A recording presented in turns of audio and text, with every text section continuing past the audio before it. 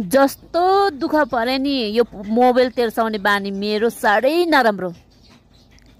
यसो फुर्सद भयो कि यसो अलिकति के गरौँ भयो कि मोबाइल चलाइहाल्नु मन लाग्छ अनि भिडियो गरिहाल्नु मन लाग्छ। यो बानी मेरो साह्रै नराम्रो लत बसेको छ कि यो लत नै होला।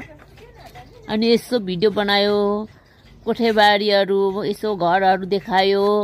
कोठेबारी भनेको के हो भन्ने कुरा आजकलको केटाकेटीलाई थाहै छैन। हामीलाई थाहा छ अगन भनेको के हो। बच्चाहरूलाई सोध्यो भने अगन भन्छु म। उहिले त अगन भन्थ्यो नि त। यो अगन भनेको के हो थाहै छैन बच्चाहरूलाई।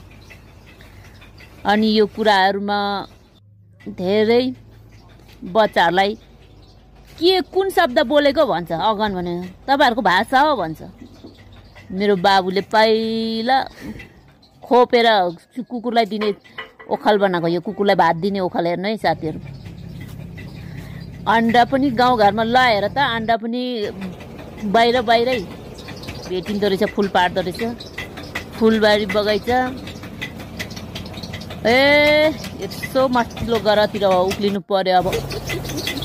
यतातिर त मिल लगाएर हाम्रो भाइले त मस्त मिल चलाइरहेको रहेछ।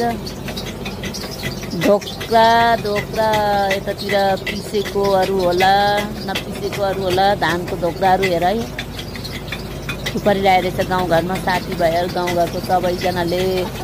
अनि मोबाइल तेर्साकोले हाम्रो भाइ नाचेको हेर न। आयो मोबाइल तेर्साको देखेर नाचिँदैछ है। यसो केही न केही गर्नुपर्छ भनेको यही हो। एक ढेँडी खोर्सानी पनि के अरे केही नभ्याए पनि एक ढेँडी खोर्सानी रोप्नुपर्छ भनेको यही हो कि। कुनै न कुनै यसो एक ढेँडी खोर्सानी रोप्यो भने पनि त्यसको त अभाव हुँदैन नि भन्ने कुराहरू यसरी ल हौ यसरी साथीभाइ गाउँघर हेर न।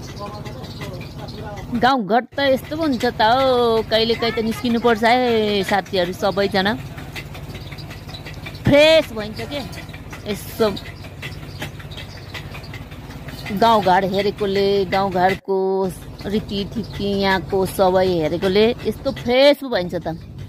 रोडहरू यी घरको छेउछेउमा रोडहरू छ। गुइँ आइहाल्छ गाडी गुइँ आइहाल्छ ल्याइदिइहाल्छ। सहरमा चाहिँ ओल्लो भित्र पल्लो भित्र हेऱ्यो है। अनि घरहरू छ बट्टाहरू राखेको जस्तो बट्टाहरू छडाएको जस्तो घरहरू छ। सुँगुर हेर यहाँनिर तरेली सुँगुरहरू बङ्गुरहरू गाउँघरमा।